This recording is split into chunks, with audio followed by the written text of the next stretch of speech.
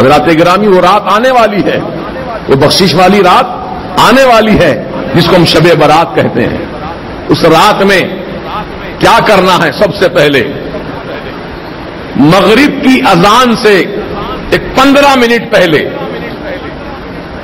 جیسے کہ 40-42 پر اذان ہو رہی ہے، تو آپ 5:25 پر بیٹھ جائیے ہاتھ میں تسبیح لے کر، اور 100 مرتبہ درود پاک پڑھیے، اور 40 مرتبہ لا حول ولا قوت الا باللہ العلی العظیم پڑھیے. تو اس عمل سے اللہ پاک 80 سال کے گناہوں کو معاف فرما دیتا ہے.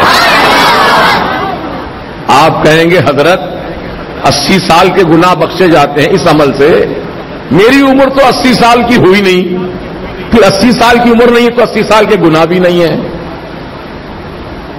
بات سمجھ میں آ رہی ہے آپ کی؟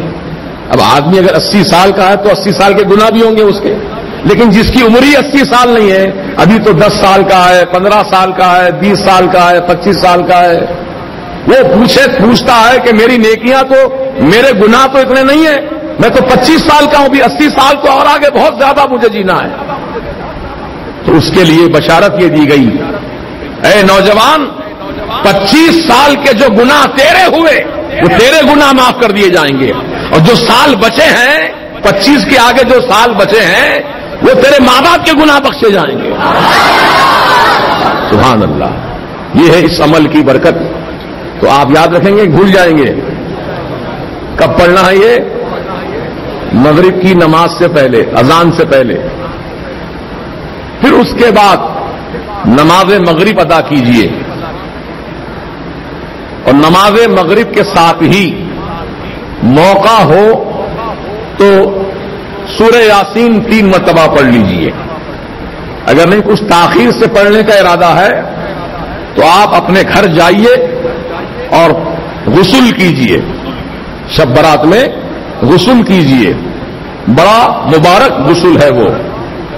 مغرب کی نماز کے بعد غسل اس طرح کرنا ہے کہ پانی میں 7 عدد بیر کے پتے، کتنے پتے؟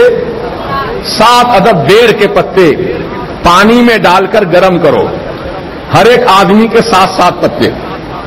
ایک آدمی کو غسل کرنا، 7 پتے ڈالے، پانی کو تھوڑا گرم کر لے، پھر اس پانی سے غسل کرے. تو اس کا فائدہ یہ ہے کہ اللہ تعالیٰ سال بھر تک اس کو جادو ٹونے سے محفوظ رکھے گا، جادو نہیں ہوگا اس پر. اب جو پہلے سے ہے وہ تو اس کا علاج کرانا پڑے گا، اس کو ہٹانا پڑے گا، لیکن آئندہ سال، یعنی یہ شب برات سے لے کے آنے والی شب برات تک، اب اس 1 سال کے عرصے میں کوئی نیا جادو اثر نہیں کرے گا. یہ اس کا فائدہ ہے. یا نبی سلام علیکہ، یا رسول سلام علیکہ.